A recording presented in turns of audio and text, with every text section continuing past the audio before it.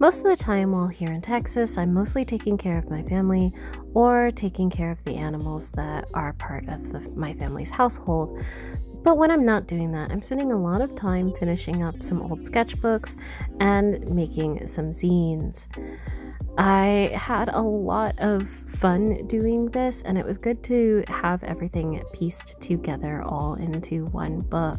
I even took the extra step of making some notes about the drawings that I created, so that way you can get an idea behind what my thought processes are. The good thing about being in Texas is that there is lots of wonderful Texan food to have, especially barbecue, and the animals were all over me by the time the final week came around. But there was other things I wanted to make sure I did in Texas. We absolutely had to go to some of the places that we would visit when I came here as a kid. And it was nice to see that this mall was still thriving, especially since they had a round one there, where I got enamored with all of the Japanese style crane machines. I'm so happy that we were able to get and win many different prizes. My family even joked about me being a good luck charm in my hometown because of how many prizes we won in the crane games. I also had to try out the different rhythm and dancing games because those were my favorite to play in arcades growing up. I even had to revisit DDR, and I got a pretty okay score for not playing after so long. And just look at everything we were able to get. Since my family was feeling a little better, we went out to the Briscoe Western Art Museum. I wasn't in the mood for taking videos that day, so you're just gonna have to enjoy the pictures that I took. It was really cool to see all the details, and I got really enamored by some of the architecture inside the building.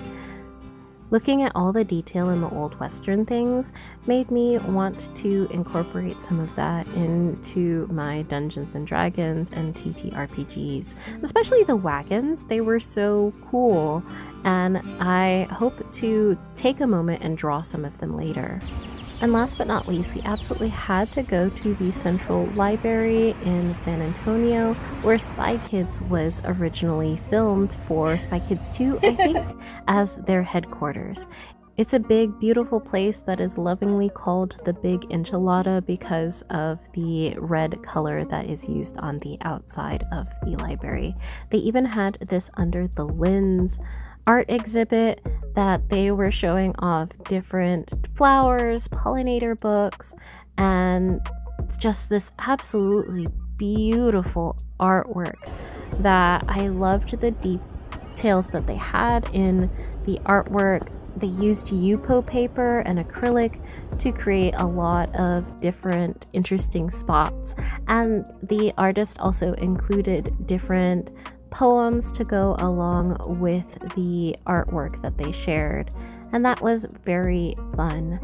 I loved that it included a lot of different Texas wildflowers, which I didn't get to see this year, and it was wonderful to see one of the main attractions for the museum directly from the art exhibit, specifically the Chihuly glass sculpture.